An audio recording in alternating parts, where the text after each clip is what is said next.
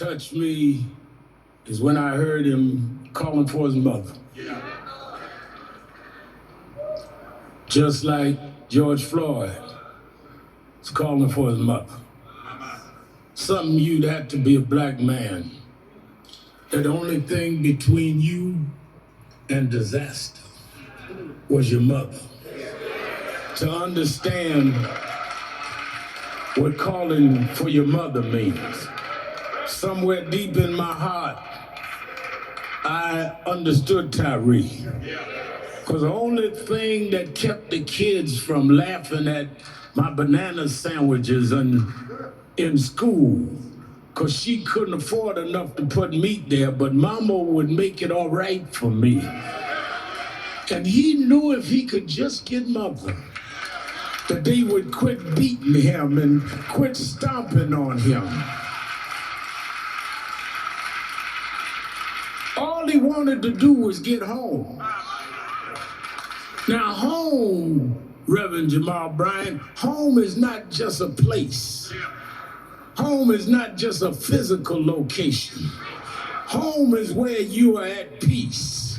Home is where you don't have to keep your dukes up. Home is where you're not vulnerable. Home is where everything is all right. He said, all I want to do is get home. I come to Memphis to say the reason I keep going is all I'm trying to do is get home. I want to get where they can't treat me with a double standard. I'm trying to get home. I want to get where they can't call me names no more. I want to get home. I want to get where they can't shoot and ask questions later. I'm trying to get home. Every black in America stands up every day trying to get home.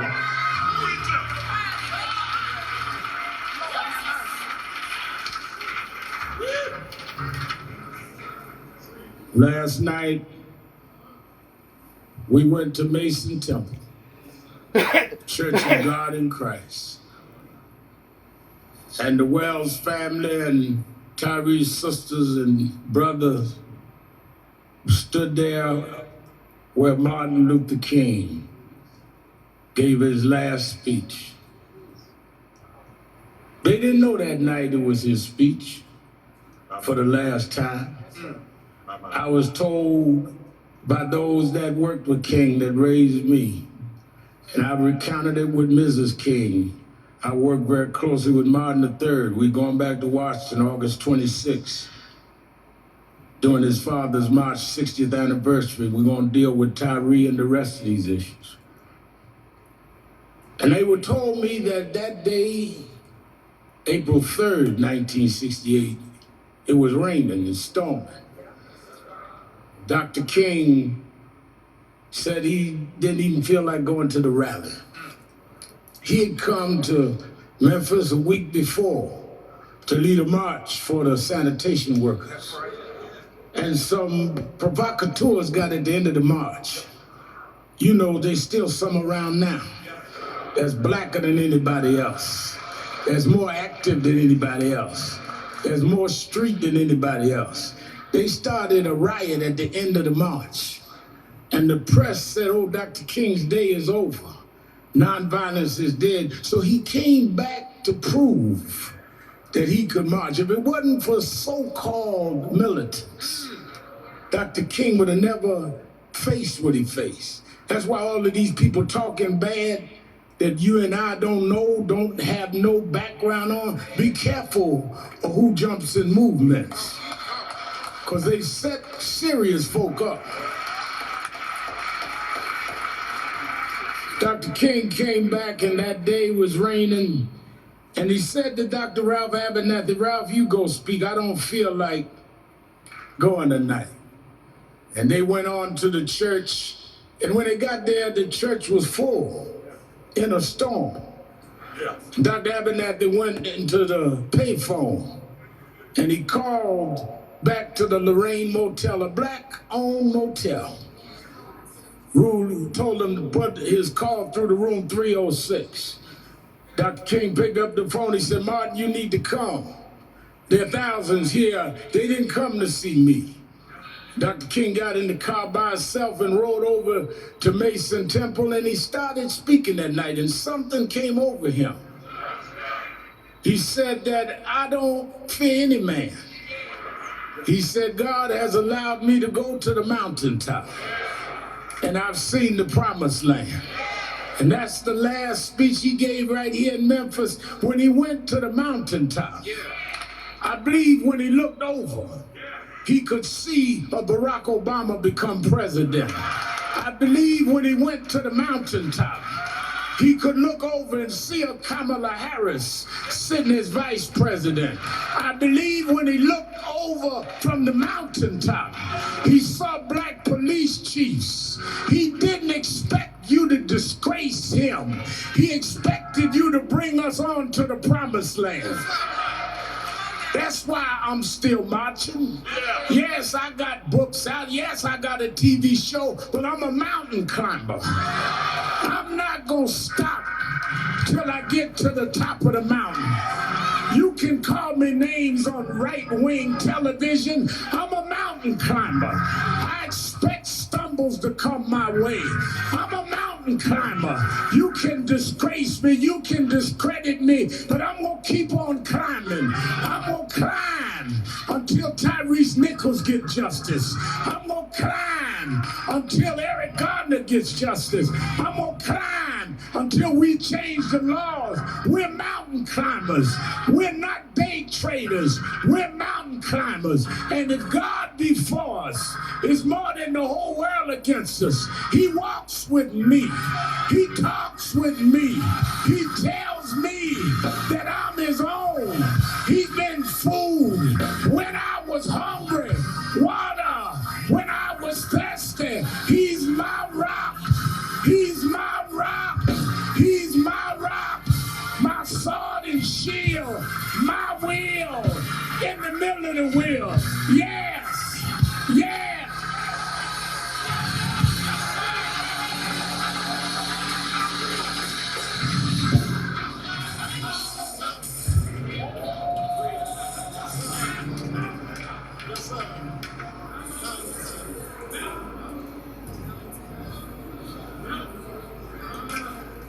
Let us have a call to action. Let us go forward to get justice. Let us all be mountain climbers. Don't stop till we get to the top. Many years ago, there was a young boy killed at a boot camp in Florida.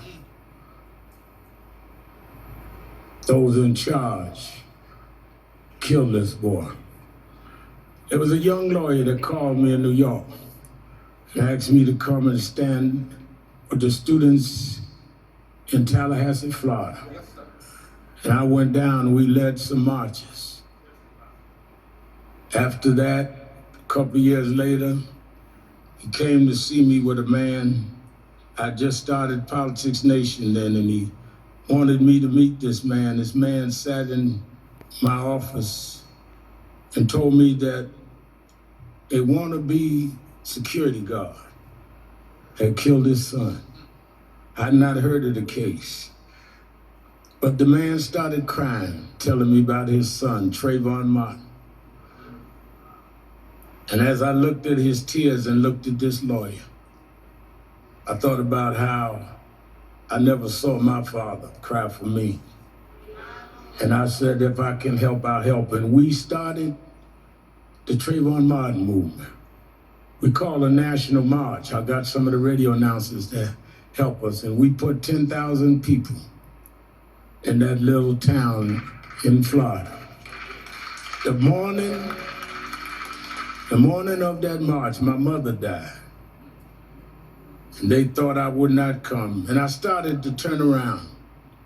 But I said, no, my mother would have wanted me to stand up for Trayvon.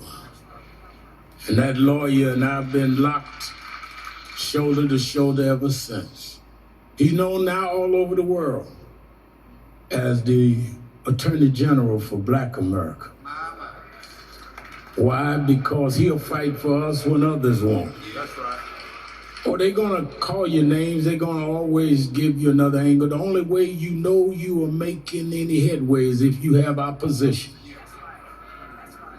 Only time I get concerned is when everybody's on my side. But when y'all start calling their names, it gives me extra exercise in the morning. Because I know that people don't react unless you act. You can't be an activist if you don't have some reactivist. I bring you to give us our call to action. The Attorney General of Black America, Attorney Benjamin Crump.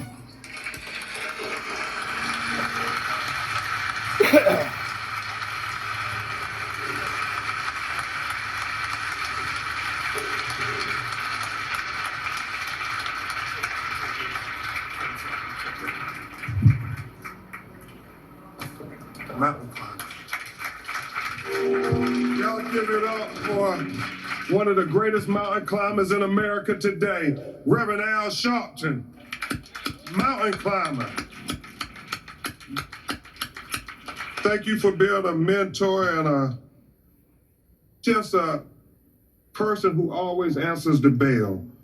A lot of these families here, Reverend Al, you answered the bell for when many people wouldn't answer the bell. We know the big names that became hashtags, but for every George Floyd, for every Breonna Taylor, for every Ahmaud Arbery, there are 100 other nameless Black people who've been killed in America that nobody remembered, but you answered the bell, Reverend Al Sharpton, and I want to say thank you publicly.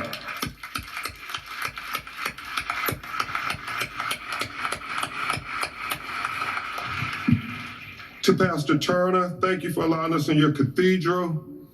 To all the other clergy, to Mayor Keisha Lance Bottom, we thank you for coming.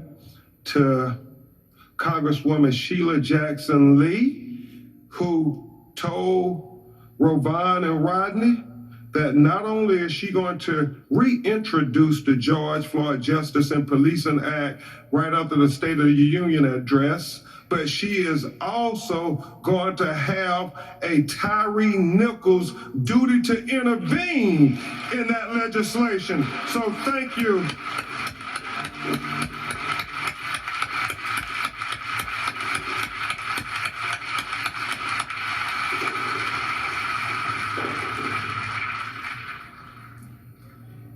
So, Congressman Steve School, we thank you for your great leadership here in Memphis, Tennessee. And certainly to Mitch Landry.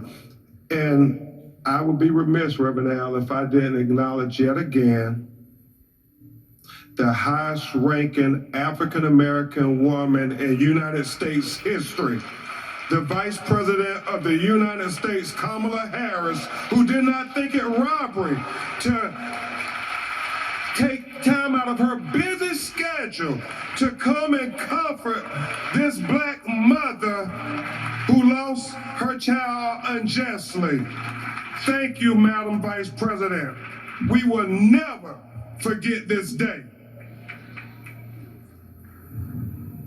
And then I want to acknowledge some of the activists and the local activists here in Memphis, Tennessee, who were here before I even got here. I want you all to stand to be recognized, because without you local activists, we would not have heard about Tyre Nichols.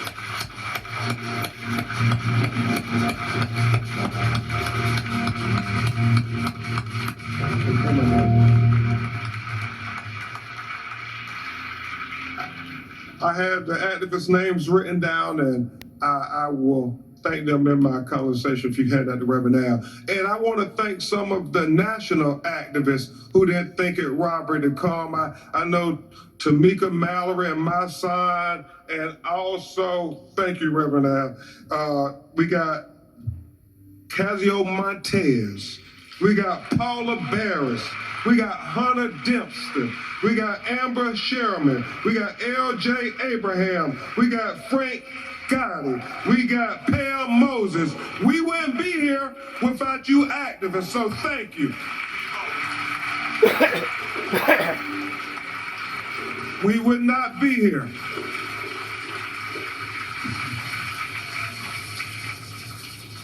A lot of times we always acknowledge the people in the high positions, but it's the people who are on the ground on the front line, like you taught me, Reverend Al, who make the difference.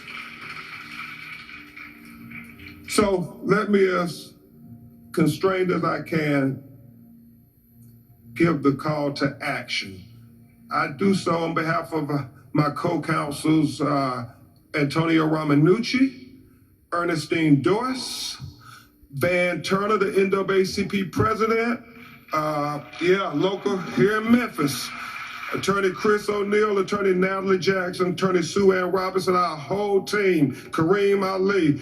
We are all in this together fighting for justice, for you, Marvin, for you, Mr. Rodney, fighting for justice. And so when we do the call to action, it really is a plea for justice. It is a plea for Tyre Nichols, the son. It is a plea for justice for Tyre Nichols, the brother. It is a plea for justice for Tyre Nichols, the father. But most of all, it is a plea for justice for Tyre Nichols, the human being. The human being.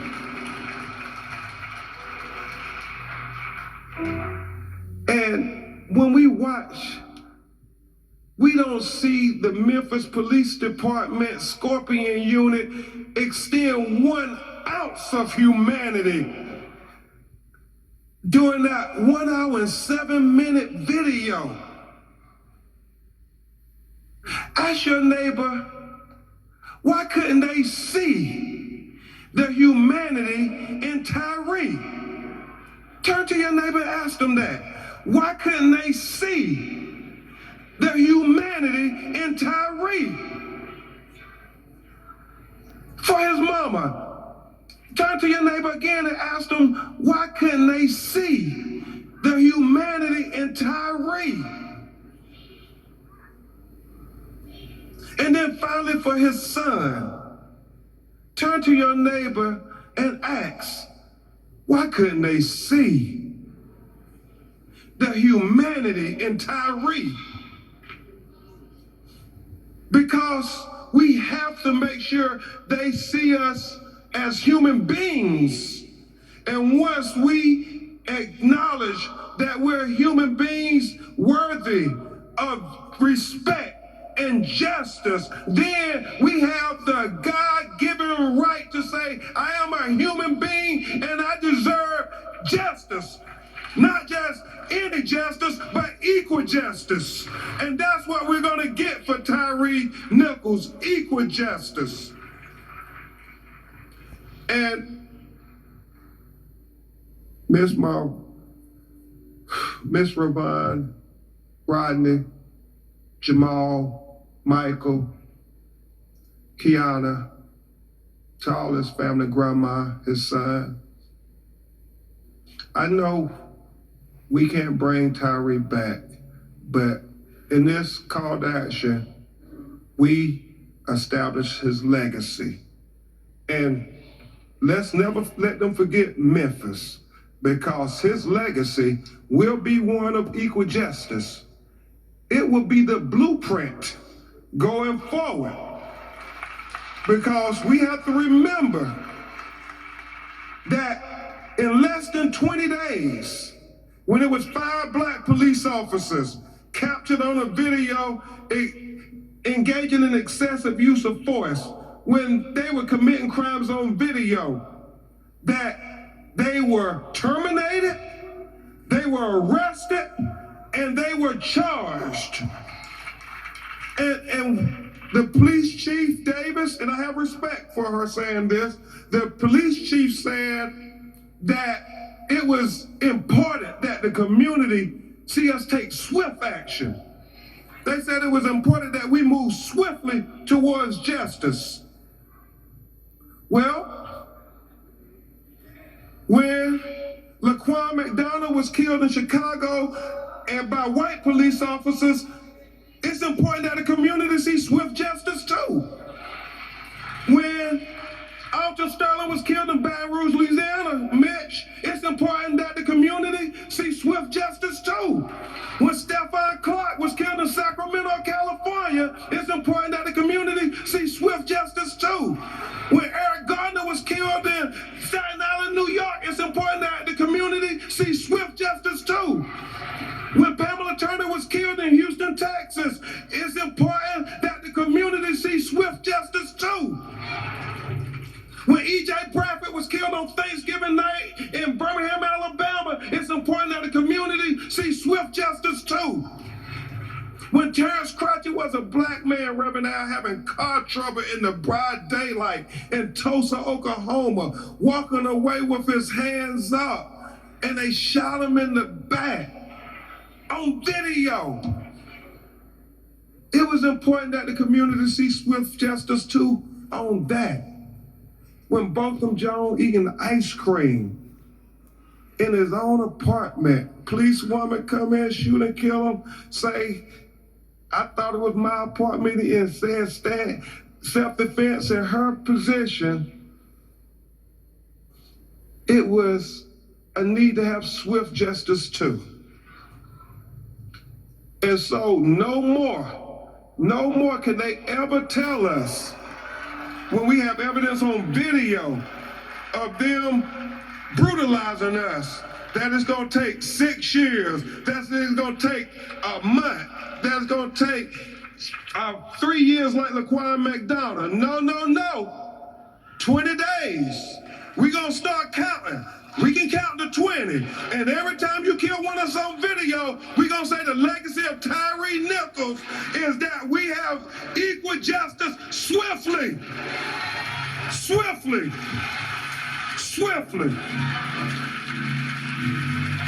And so, Reverend Al, I would be remiss if I did not acknowledge a sister who also deserves swift justice, and that is Breonna Taylor, whose mother, Tamika Palmer, is here.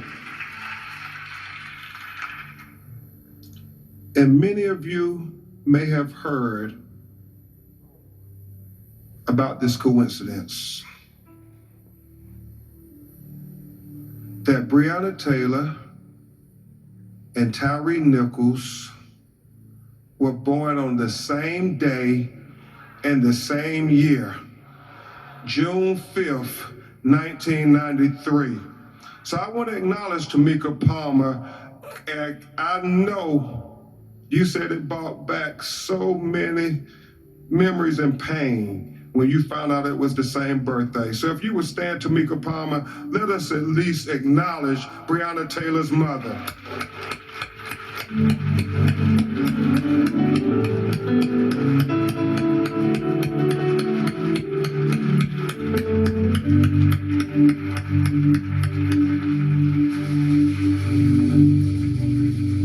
Thank you.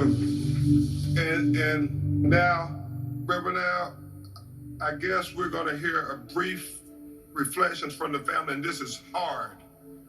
So let me, as we bring the family, I also want to acknowledge some of our faith leaders and our faith leaders, activists that have come all the way. First of all, a man who interprets the intelligentsia of our time, the Socrates of this generation, Dr. Michael Eric Dyson.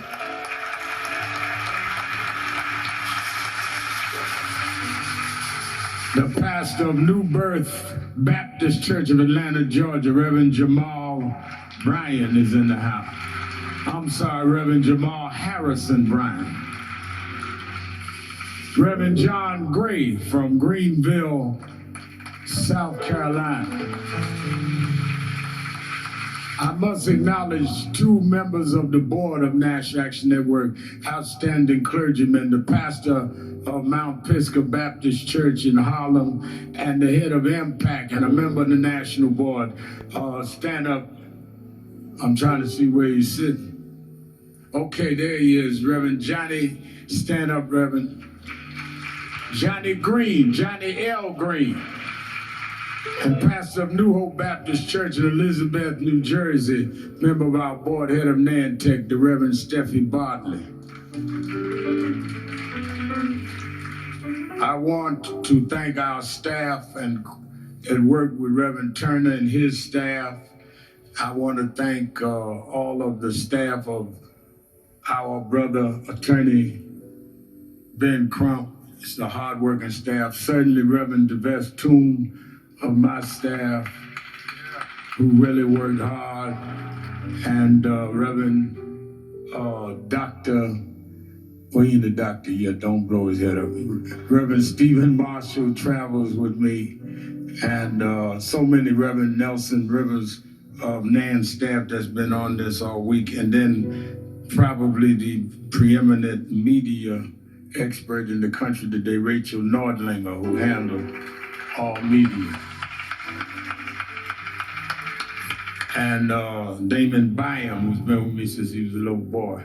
So I got to say this to everybody so I don't get thrown off the plane tonight. And the family gather. Let me ask you all, as this family stands here, I want to say this publicly, what I've said to the mother and father privately, that we'll be with them when the cameras are gone. We'll be with them when there's no longer a story. The Floyd family and mother of Eric Gardner, Gwen Carr, all of them will tell you it doesn't matter to me how long I'm in the family now. I might show up for Christmas, look for my gift under the tree. Because we're wedded in this struggle together. And I want y'all to treat us like family, and we want y'all to be like, if you're not gonna stick with it, don't be jumping up in front of the camera for them.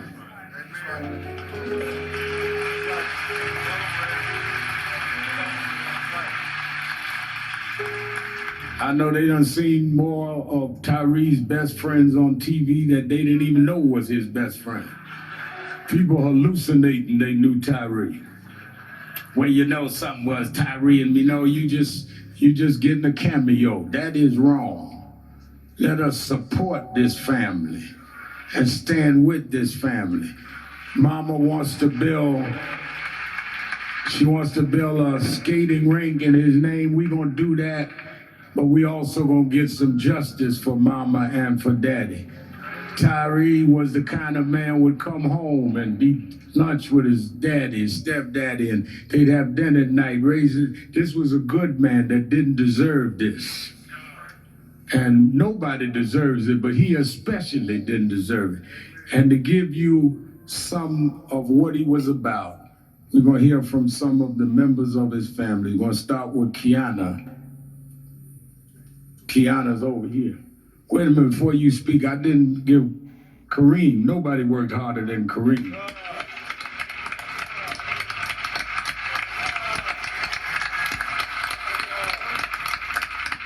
We call Kareem like he was on my payroll. But we love Kareem. We're gonna have Kiana and LaToya speak on behalf of their brother. These are two of the sisters of Tyree.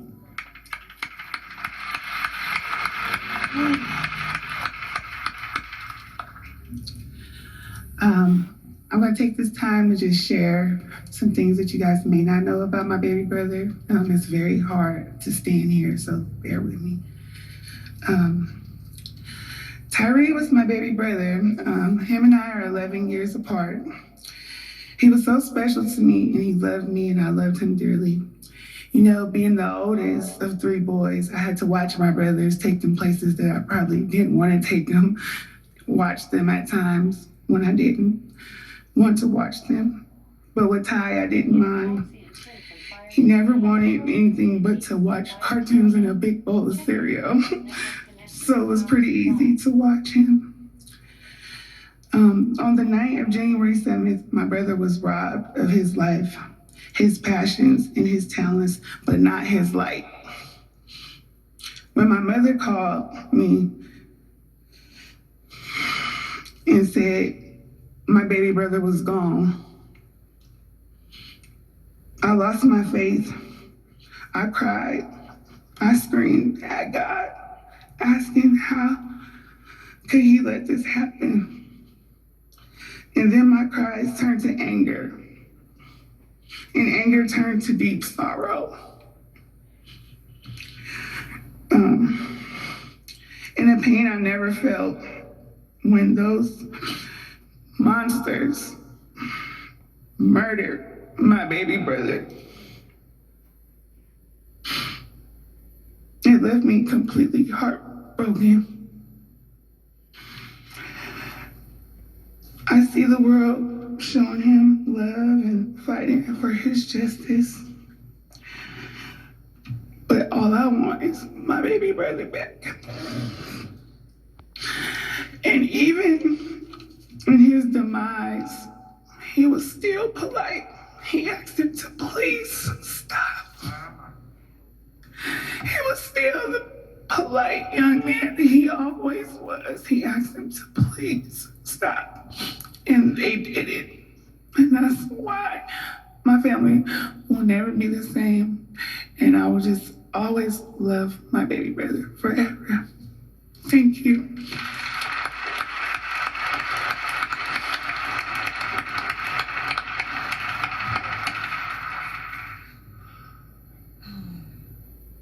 This is gonna be tough. The poem I wrote is called I'm Just Trying to Go Home.